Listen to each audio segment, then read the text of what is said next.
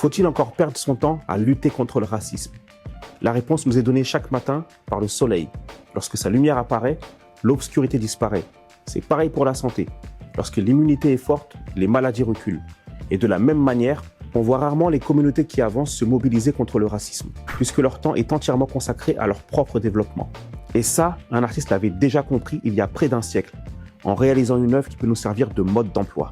Ici, pas de place pour demander une quelconque égalité de traitement. Au contraire, Aaron Douglas véhicule ici l'idée que c'est en découvrant qui nous avons été que nous redeviendrons des bâtisseurs. On est en 1944, soit 10 ans avant la sortie du premier ouvrage de Cheikh Anta Diop. Ces deux figures ont démontré que la renaissance du monde noir ne pourra se faire qu'en se basant sur l'Antiquité africaine, à l'image de la Renaissance européenne fondée sur la Grèce et Rome. Dans les œuvres de Douglas, la lumière est toujours là pour guider notre regard vers le sens de lecture.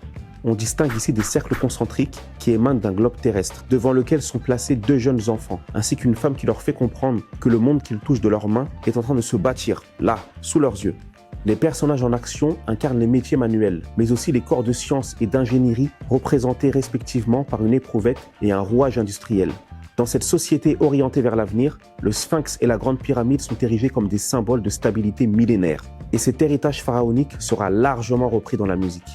Pour Douglas, l'Égypte antique n'est pas vue comme un chapitre de l'histoire, c'est son pilier. Et pour saisir le personnage, il faut comprendre qu'il était l'une des figures majeures du premier mouvement noir d'art moderne, appelé le New Movement. Idem pour Langston Hughes, qui déjà en 1926 a annoncé la couleur.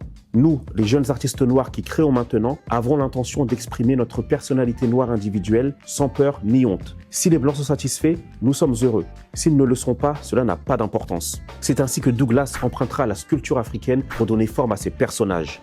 En 1944, Douglas est un peintre accompli mais inassouvi, jusqu'à ce que s'offre à lui l'opportunité de fonder le département des arts de l'université noire de Fisk. Il en deviendra par la même occasion le chairman, c'est-à-dire le chef du département. Et c'est en occupant cette fonction qu'il réalisera cette peinture à l'huile qu'il intitulera « Construire des demeures plus majestueuses ». Ce futur plein de promesses, personne ne l'a vu. C'est donc à nous de le concrétiser.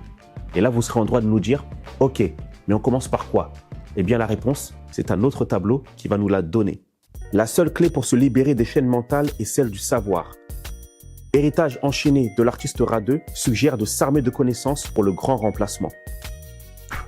En explorant ce tableau, c'est en réalité lui qui s'imprègne sur nous. Et si toi aussi, tu es un artiste noir et que tu souhaites qu'on présente tes œuvres, commente « artiste ».